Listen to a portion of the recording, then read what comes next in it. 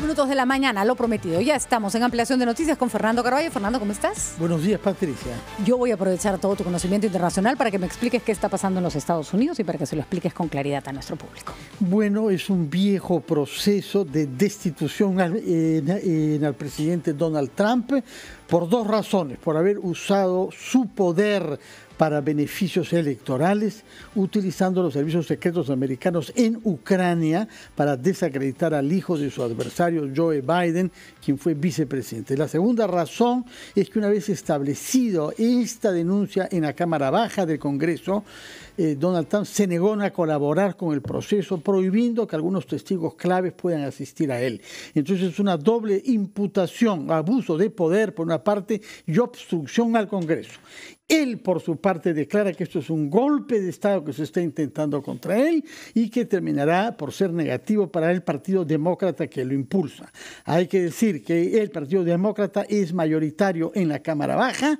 De sus 231 miembros, solamente 2 no votaron estos 2 artículos, y que el Partido Republicano se ha mantenido unido también en el rechazo a esto. Como es mayoritario en el Senado, seguramente que el juicio político que se abre ahora, esto es un proceso en 2 etapas, se llama impeachment o impugnación en la Cámara Baja y juicio político en la Cámara Alta, Senado. No se sabe cuándo tendrá lugar porque Nancy Pelosi, que es la jefa de la Cámara Baja, está pidiendo precisiones sobre el juicio antes de enviar la documentación. Ante todas estas circunstancias, lamentable comportamiento de Donald Trump, que ayer estaba en Michigan, donde halló pretexto para burlarse de un diputado de Michigan fallecido hace poco y de su viuda. Y de su viuda, que en algún momento le pidió que su marido fuera enterrado con honores, ¿no es cierto? Su marido, Lindell, fue diputado durante 60 años, el más longevo servicio parlamentario en la historia de Estados Unidos, recibió honores, cosa que fue gestionada con la Casa Blanca. Ha echado en cara que me pidieron favores cuando murió el marido y ahora vota en mí, contra mí, esta señora. Ayer decían los comentaristas de CNN y de los canales en Estados Unidos que se preveía una respuesta de Trump emocional, poco apropiada y nada ajustada a la gravedad del tema. Solo para aclarar que en respuesta a esta actitud de Trump, más bien Nancy Pelosi evitó que nadie festejara la votación por el impeachment porque consideró que era una desgracia para el país y para la democracia que se llegaran a esos límites, ¿no? Dio un ejemplo de urbanidad, ¿no? Y de por civismo, razones de principio, sin duda, pero también velando, sin duda, por algunos diputados norteamericanos que serán sometidos a reelección en noviembre próximo y que no quieren verse demasiado asociados con la política bipartidaria un poco exacerbada que hay en Estados Unidos. De acuerdo, Fernando, gracias por ilustrarnos. La verdad que lo que hemos visto ayer es histórico. Es el tercer presidente en la historia de los Estados Unidos que se somete a este proceso que podríamos equiparar a nuestro proceso de vacancia presidencial. No prosperará, pero queda en el fajo de Donald Trump haber llegado hasta estos límites. Con quien vamos a hablar en estos momentos, que por suerte no está en peligro de ser destituido por nadie, es con el alcalde de Lima, Jorge Muñoz, que lo que tiene sí es un enorme trabajo entre manos para administrar una ciudad tan compleja como esta y que presenta grandes retos. Hemos conversado más temprano, Fernando, sobre el problema que se ha generado en la Costa Verde. ¿Cómo está, alcalde Muñoz? Gracias por estar con nosotros. Muy buenos días, Patricia, Fernando. Es un gusto poder estar con ustedes y poder exponer las cosas que están sucediendo, ¿no? Lo de la Costa Verde preocupa.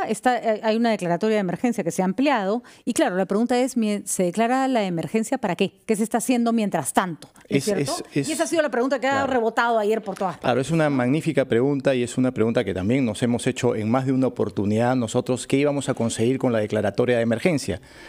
Lo que se consigue con esta declaratoria de emergencia es poder hacer algunas obras preliminares, poder encargar también estudios, poder haber tenido la posibilidad de contratar, por ejemplo, algo que ya estamos haciendo, que es la puesta de geomallas, pero lo que no se había conseguido con esta declaratoria de emergencia era la tenencia de recursos para hacer un trabajo mucho más profundo. Producto de esta situación, ayer hemos estado conversando con el Ejecutivo, precisamente con el ministro de Vivienda, con su viceministro, con el jefe del INDECI, el general Chávez, y hemos establecido una ruta muy clara con plazos perentorios para que efectivamente las entidades técnicas que tienen que hacer una evaluación, como son el CENEPRED y otras, no dejen esto pasar, porque han estado de alguna manera peloteando las cosas, discúlpenme la expresión, y no han precisado qué cosa es lo que hay que hacer, porque ellos ya tenían ese encargo. Entonces, lo primero que tienen que hacer para que esto comience a caminar es pedirle fondos al Fondes, que es una institución del Estado que tiene fondos para este tipo de cosas, para poder hacer los trabajos de investigación que no deben de pasar de 2 meses como máximo en esta oportunidad. Una vez que se tengan esos, digamos, ese dictamen del trabajo de investigación de este equipo técnico, vamos a volver con ellos a lo que es el Fondes para pedirles el dinero final para hacer la intervención. ¿Qué va a significar esa intervención? Primero, ¿cuánto tiempo puede demorar toda esta ruta del dinero?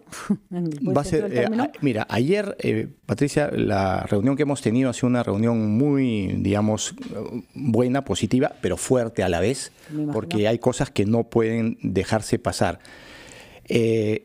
Lo que queremos es que esto sea muy rápido y que no pase más allá de 2 a 3 meses como máximo. Hasta que se tome una decisión. Digamos, hasta que se comience a trabajar a profundidad, que pueden ser varias cosas.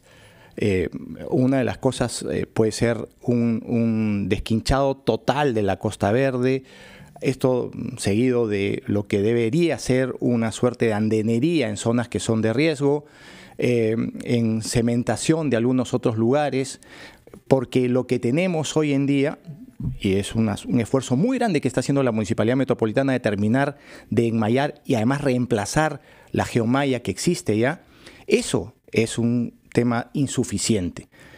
Ayer, por ejemplo, en lo que ha sido el desplazamiento de estos 200 cubos de material, la geomalla ha hecho un trabajo importante, ha contenido, pero la fuerza de esta tierra termina pasando por abajo, se termina filtrando. No la rompió, pero terminó pasando por abajo.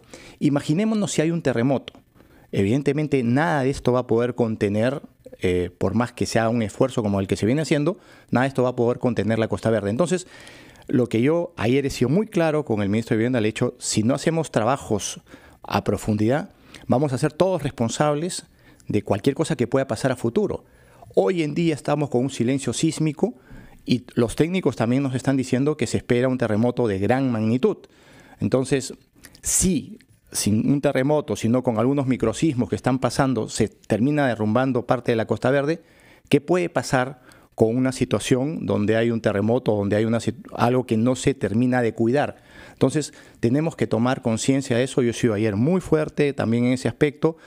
Puse un tuit mencionando que sin el recurso del Ejecutivo no íbamos a poder cumplir, porque ninguna de las municipalidades ni la metropolitana tenemos los recursos, y lo que se está haciendo es un trabajo, vamos a decirlo así, heroico, de poner geomallas, de hacer varios temas que se han venido haciendo dentro del proceso de justamente la declaratoria de emergencia, pero no es suficiente. Ahora, ¿cuál va a ser el concepto para la recuperación de la Costa Verde? Porque, por ejemplo, parece ridículo que tengamos las construcciones al lado del mar.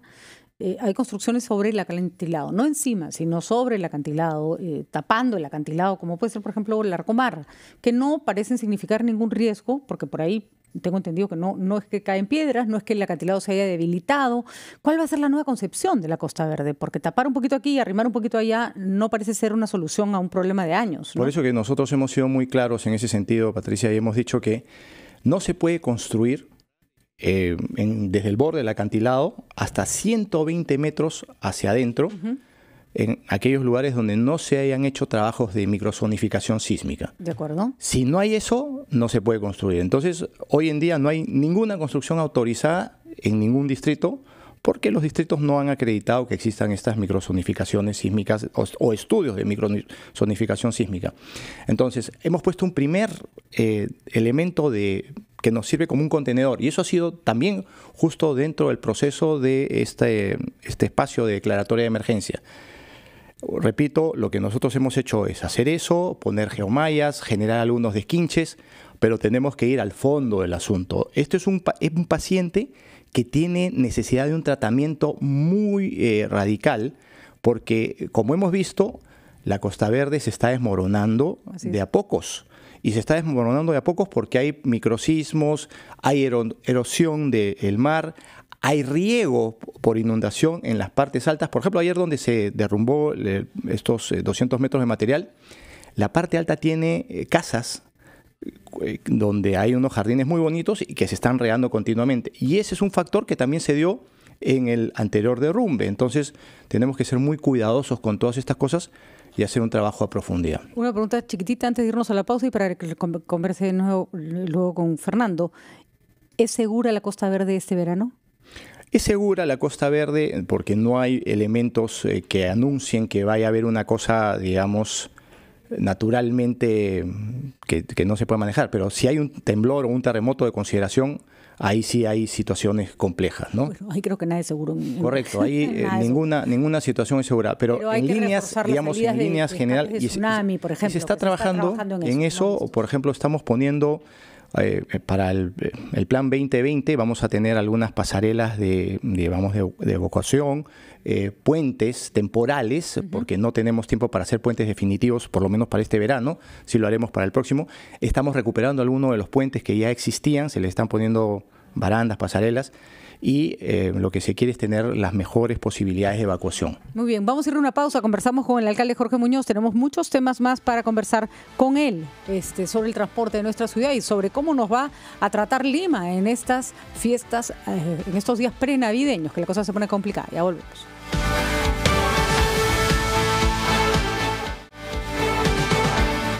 Estamos conversando con el alcalde de Lima, Jorge Muñoz, que nos ha explicado las medidas de urgencia que se han tomado en Costa Verde, pero sobre todo el plan de mediano y largo plazo que debe implementarse y cuyo financiamiento tiene que ser definido para darle una solución permanente.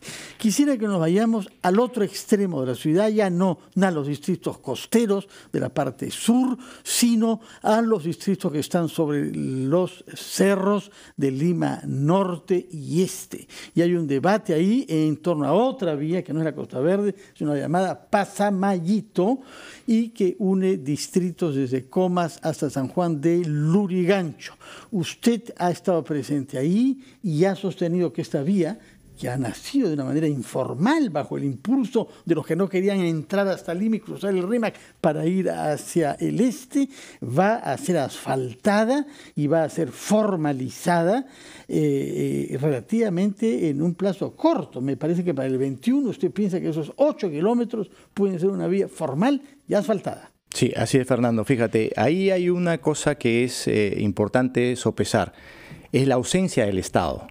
Y cuando hay ausencia del Estado, son los ciudadanos quienes comienzan a buscar las soluciones. Y ahí se han dado estas soluciones, digamos, no muy bien hechas. Se ha hecho una trocha, pero que une efectivamente Comas con San Juan de Lurigancho y por otro lugar se puede llegar hasta Huarochirí. Lo que queremos hacer nosotros es llevar justamente el Estado, que el Estado esté ahí y que nosotros como Estado, la municipalidad, podamos hacer una vía que sea segura y ordenada. Para eso, ¿qué cosa hemos hecho? Hace una semana atrás, en una sesión de consejo, hemos incorporado esta vía dentro del sistema vial metropolitano. Eso nos permite terminar formalmente de hacer un expediente, primero el perfil y después pasar al expediente técnico, después pasar a una licitación, entregar el proceso de licitación firmando un contrato y hacer una obra de 8 kilómetros donde no solamente se va a asfaltar, sino se van a poner muros de contención, se le va a dar el peralte adecuado a las curvas, se va a hacer el ancho que es necesario, porque hoy en día tú vas ahí y te encuentras en la vía con lugares donde los vehículos tienen que retroceder y el otro avanzar un poco para poder ceder el paso y poder cruzar, porque como no tiene el ancho suficiente, y a los costados tienes un precipicio que si fallas por un segundo te caes y mueres, ¿no? Han habido varios accidentes de esa naturaleza. Entonces lo que nosotros queremos es darle a los ciudadanos una vía decente, segura y ordenada. Y además otra de las cosas que hemos anunciado también ayer en Comas es que vamos a hacer la Avenida Revolución. La Avenida Revolución va desde la Tupac Amaru justamente hasta el inicio de Pasamayito. Son aproximadamente unos 5 kilómetros. Tenemos entonces 8 más 5, son 13 kilómetros que vamos a hacer en esa zona para poder tener una verdadera conectividad y hacer que el tránsito sea todavía un poco mejor para los ciudadanos en ese espacio. ¿Todo esto se va a poder hacer en qué plazo? A ver, nosotros estamos calculando que hacia finales del 2021 tenemos todo esto terminado. te puedo contar las etapas que tenemos. Se tiene que hacer 2 años, finales sí, de 2 años. 2 años desde ahora que se acaba de incorporar esto al sistema vial metropolitano, pasando por la terminación de los expedientes, ya sea perfil, el expediente técnico, la licitación, firme de contrato y obra. Eso es el plazo resumido a finales. Es que si las cosas son como usted nos ha dicho, hay algunos que se han ofuscado ante la incorporación de esto al sistema vial de Lima y sostienen que ustedes están abandonando el proyecto del aro vial de la ciudad. No, lo que pasa es que hay algunos quisieran priorizar eso, pero a veces tú tienes las opciones y dependiendo también de los recursos y de las necesidades. Pongo un ejemplo simple. Todos quisiéramos probablemente tener un automóvil Mercedes, que es un vehículo de alta gama. Pero si no nos alcanza, si no tenemos la posibilidad, compramos un vehículo de menor gama que hace las mismas funciones y además es bueno. Y esa es la idea de que tengamos una vía buena que dé un servicio a los ciudadanos. Y después podemos avanzar, ir a lo otro. Hay un dicho que me acompaña, que siempre lo repito, que es nada tarda tanto como lo que no se comienza nunca. Entonces tenemos que comenzar por algo. Siempre habrán los que dicen, ¿por qué no hiciste esto? O ¿por qué no hiciste lo otro? Pero nosotros tenemos muy claro lo que tenemos que hacer y dónde tenemos que transitar y hacia dónde tenemos que llegar. Y sabemos también los recursos que tenemos. No podemos pretender volar en primera clase si no nos alcanza y tenemos que viajar en clase turista, ¿no es cierto? Eso es tan simple como eso. Rapidito, alcalde, no nos queda mucho tiempo. ¿Cómo va el tema con los colectiveros? Que parece que donde los sacan de un punto y aparecen en otro.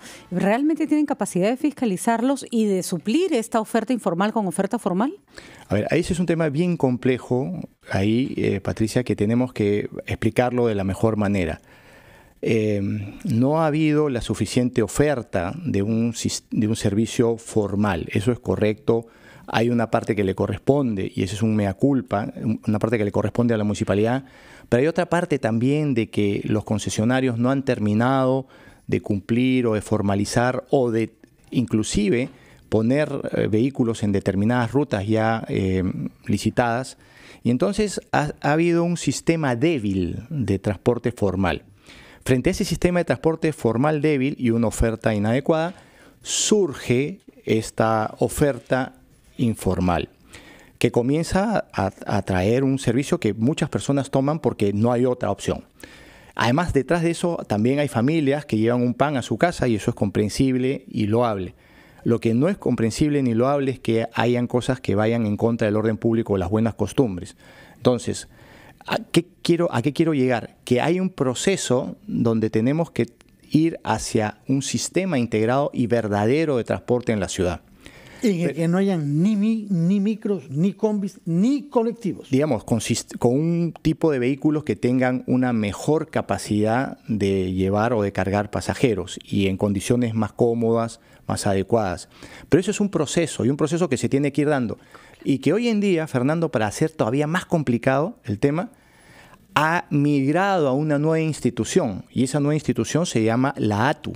Ya no está en manos de la municipalidad. En manos de la municipalidad hoy en día quedan el metropolitano, los corredores y los alimentadores.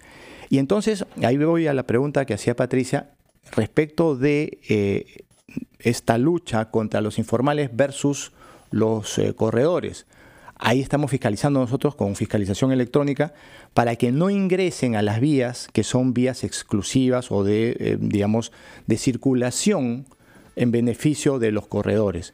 Eso es parte de lo que nos corresponde y hay que seguir trabajando de la mano con las otras instituciones. No por el hecho de que las cosas estén migrando hacia la ATU, nosotros nos vamos a poner de costado y decir esto no nos corresponde. ¿Pero están coordinando bien con ATU? Incluso estas decisiones que ha anunciado usted sobre Pasamayito. Estamos coordinando y espero que se tenga toda la apertura del caso y que se entienda que esto que nosotros estamos planteando se hace para el beneficio de los ciudadanos y que lo que queremos es que tengamos una ciudad cada vez mejor. Por ejemplo, una de las cosas que hemos coordinado y muy bien con la ATU es la futura ampliación de los 10.2 kilómetros de lo que va a ser el metropolitano desde Independencia hasta Caraballo. Esto que lo he anunciado hace más de un año, ha tenido un año de gestación, pero la buena noticia es que ya se cerró la negociación entre el MEF y el Banco Mundial para que venga el dinero y va a venir el dinero para que la municipalidad ejecute esta obra. Muy bien, alcalde. Entonces, ojalá que empezamos a ver cómo estas obras se hacen realidad. Solo necesito que me dé una respuesta muy concreta. Del 1 al 10, ¿cuánto le ha funcionado el pico y placa? Yo diría que 7. 7. Muy bien. ¿Y sigue mejorando? Y tenemos que hacer que siga mejorando. Mira, hay mucha gente que me dice, llévalo a toda la ciudad. Pero también les he dicho con toda sinceridad que a toda la ciudad no se podría por la naturaleza justamente de carencia de transporte en muchas partes.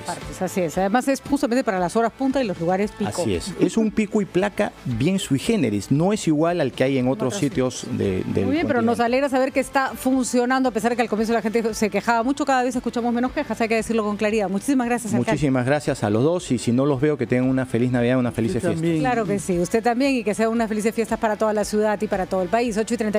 Pausa. Regresamos con la señora María Jara, justamente la autoridad de la ATU, para que nos cuente también cuáles son sus planes con el transporte en nuestra ciudad.